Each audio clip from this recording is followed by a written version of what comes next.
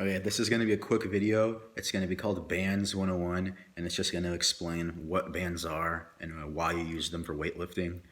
What they are, it just adds a component of progressive overload, especially for intermediate weightlifters. Once you stall out and you need a new form of stimulus, adding bands to your barbell movements is fantastic to continue your movement towards the top to become an advanced weightlifter. It adds many different factors. Number one is overspeed eccentrics.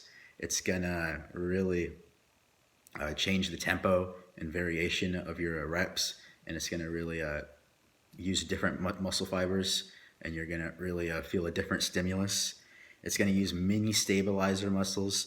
The first time you use the bands for something like a bench press or something, the bar is going to be shaking everywhere. So your muscles that are not as stabilized as they could be, they're going to become way more stabilized. The bands, it's going to improve your bar path. It's going to make it more consistent and very stable. And then it's also going to make your bar path and your stability much easier once you take the bands off. Once you take the bands off, your exercises will become much easier, and then you can find that you can continue your progressive overload the same way you did when you were a novice. You'd run a few cycles with bands, you'd hop off them, and then your 1 rep max will jump by a significant percentage. Obviously, the only other reasons I use bands other than for this reason, a component of progressive overload for my barbell movements, it's to train my rear delts.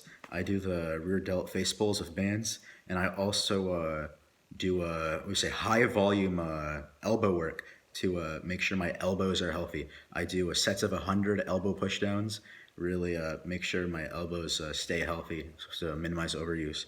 But yeah, those are the main purposes of bands, and you don't need to buy them just yet if you're a beginner, but once you're hitting that intermediate stage, you'd probably want to buy a good set of bands. I personally have 4 pairs of bands, each with a different intensity.